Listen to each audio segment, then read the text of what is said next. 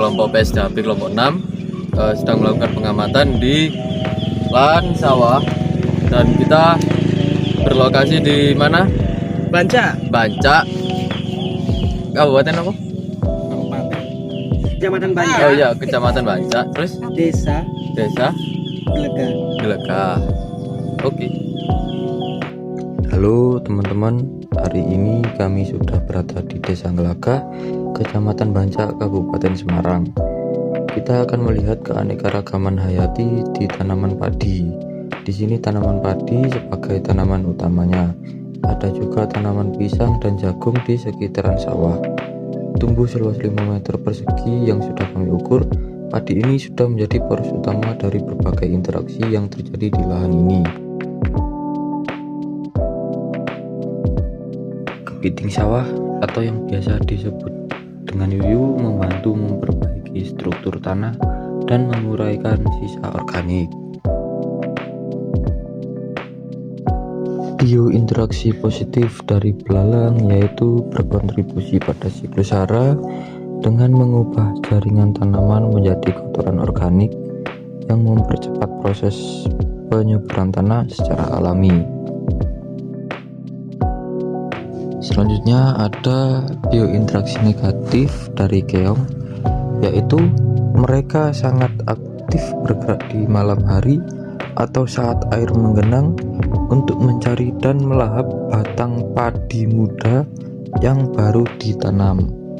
Dan tumbuhan singkong yang ditanam di tepi sawah adalah persaingan nutrisi dan air antara tanaman singkong yang dapat menghambat pertumbuhan umbi secara optimal. Nah, jadi kami sekarang sudah di lahan yang kedua di Kecamatan Banca, Desa Banyuripan, yaitu kebun karet yang kedua.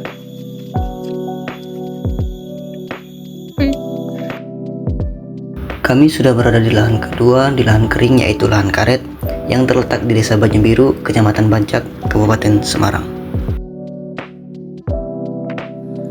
Lahan karet memiliki keanekaragaman hayati yang terbatas, tetapi interaksi antara karet, mikroorganisme, dan vegetasi bawah tetap penting untuk menjaga fungsi ekologis dan kesuburan tanah. Nyamuk memanfaatkan genangan air seperti di mangkuk untuk berkembang biak. Keberadaannya tidak menguntungkan tanaman dan justru menjadi tantangan bagi kenyamanan penyadap saat bekerja. Semut berperan ganda sebagai pelindung hama sekaligus agen pengendali hayati yang menjaga stabilitas ekosistem perkebunan.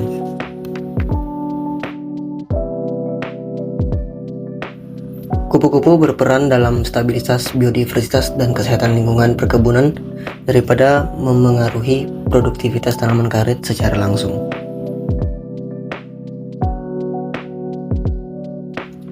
Pohon waru bertindak sebagai inang fisik yang menyediakan relung ekologi bagi tumbuhan paku tanpa mengganggu pertumbuhan utama pohon itu sendiri. Dan yang ketiga ada tanaman beri berfungsi sebagai pengisi relung ekologi bawah yang menjaga kestabilan hara dan kelembapan lahan. Halo teman-teman, jadi hari ini kelompok kita sedang melakukan survei lahan yang ketiga, tepatnya berada di Rawa Bening di Desa Asinan. Dan yang terakhir adalah ekosistem rawa yang terletak di Dusun Kerajaan, Desa Asinan, Kecamatan Bawin, Kabupaten Semarang.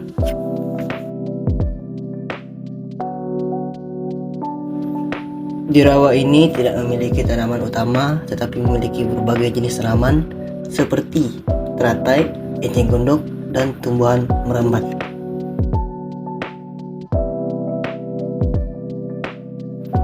Teratai dan enceng gondok adalah dua tumbuhan air yang sering kita jumpai.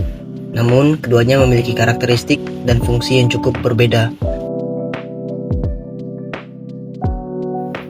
Teratai bisa menjadi peneduh ekosistem air dikarenakan daunnya yang lebar, menjaga kebersihan air, dan juga menjaga keestetika dan dekorasi. Dikarenakan bunganya yang sangat indah, Dan juga teratai sering digunakan sebagai tanaman hias utama di dalam kolam taman. Berbeda dengan teratai, enceng gondok adalah tumbuhan yang mengapung yang dikenal karena pertumbuhannya sangat cepat. Enceng gondok juga sangat efektif menyerap polutan air, termasuk logam berat seperti merkuri dan kadmium. Selain enceng gondok dan teratai, bebek juga bisa menjadi penyebar benih dan pupuk alami bagi rawa tersebut. Capung mengendalikan populasi serangga sekaligus menjadi penanda kesehatan lingkungan rawa.